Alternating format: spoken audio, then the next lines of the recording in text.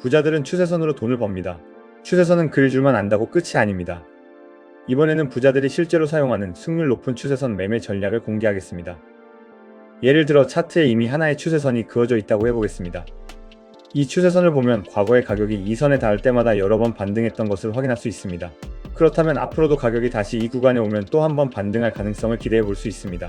하지만 그렇다고 해서 가격이 추세선에 닿을 때마다 무조건 매수하면 안 됩니다. 이 패턴은 항상 통하는 것이 아니기 때문입니다.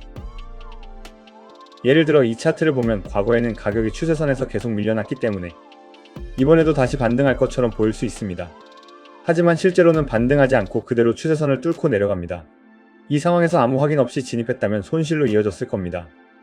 그래서 더 정교한 접근이 필요합니다. 지금부터 제가 실제로 자주 활용해온 추세선 전략을 설명드리겠습니다. 첫 번째 단계는 유효한 추세선 구간을 찾는 것입니다. 이 차트를 보면 가격이 상승 추세에 있고 연결할 수 있는 스윙 저점들도 보입니다. 따라서 아래쪽 스윙 저점들을 연결해서 추세선을 하나 그릴 수 있습니다. 시장이 상승 추세라면 우리는 가격이 이 추세선 부근에서 다시 위로 반등하는 그림을 기대합니다. 그래서 이 경우에는 아래쪽 추세선만 그리면 됩니다. 다음으로 저는 스토캐스틱이라는 보조지표를 사용합니다. 차트 플랫폼의 지표 메뉴에서 스토캐스틱을 검색한 뒤 차트에 적용하면 됩니다. 이렇게 하면 지표가 조금 더 깔끔한 신호를 주는데 도움이 됩니다. 그리고 설정값은 제가 평소 사용하는 값으로 조정해주는 편입니다. 이제 도구가 준비됐으니 진입 조건을 보겠습니다. 제가 보는 첫 번째 조건은 가격이 추세선 구간으로 접근하는지입니다. 두 번째 조건은 파란색 스토캐스틱 선이 과매도 구간 아래로 진입하는지입니다. 여기서 중요한 점이 하나 있습니다. 앞에서도 말씀드렸듯이 추세선은 딱 고정된 한 줄이 아니라 하나의 구간으로 봐야 합니다.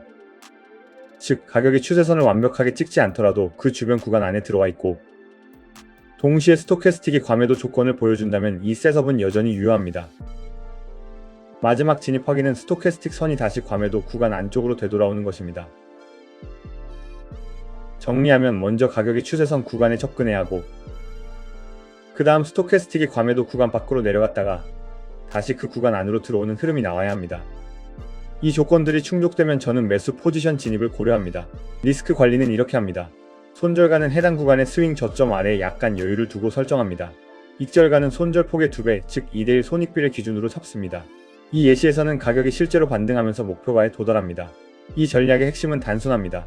가격이 추세선에 닿았다는 이유만으로 성급하게 진입하지 않고 스토캐스틱을 추가 확인 신호로 활용하는 것입니다. 즉, 추세선과 보조지표를 함께 사용해서 더 선별된 진입만 노리는 전략입니다. 이제 또 다른 예시를 보겠습니다. 이 차트에는 이미 커스텀 설정이 적용된 스토캐스틱이 들어가 있습니다. 그리고 차트를 보면 스윙 고점들을 연결할 수 있는 뚜렷한 추세선이 보입니다. 이번에는 전체 추세가 하락 방향입니다. 그렇기 때문에 우리가 찾는 셋업은 가격이 위쪽 추세선에 닿은 뒤 아래로 다시 밀리는 흐름입니다. 그래서 이 경우에는 위쪽 추세선만 그리면 되고 아래쪽 선은 굳이 필요하지 않습니다. 다음으로 기다려야 할 것은 가격이 추세선 구간으로 접근하면서 동시에 스토캐스틱이 과매수 구간으로 올라가는 상황입니다. 이 예시를 보면 가격이 추세선에 완벽하게 닿지는 않고 살짝 위로 넘어간 것처럼 보일 수도 있습니다. 하지만 이 역시 추세선 구간 안에서 일어난 움직임이라면 여전히 유효한 셋업으로 볼 수 있습니다. 그리고 이 예시에는 한 가지 흥미로운 점이 더 있습니다. 가격이 추세선에 닿는 이 구간이 과거에는 지지였지만 이후 저항으로 바뀐 자리와도 겹쳐 보입니다. 이런 식으로 여러 핵심 레벨이 한 구간에서 만나면 이를 컨플루언스라고 합니다. 보통 이런 경우에는 가격이 그 구간에서 반응할 가능성이 더 높아집니다.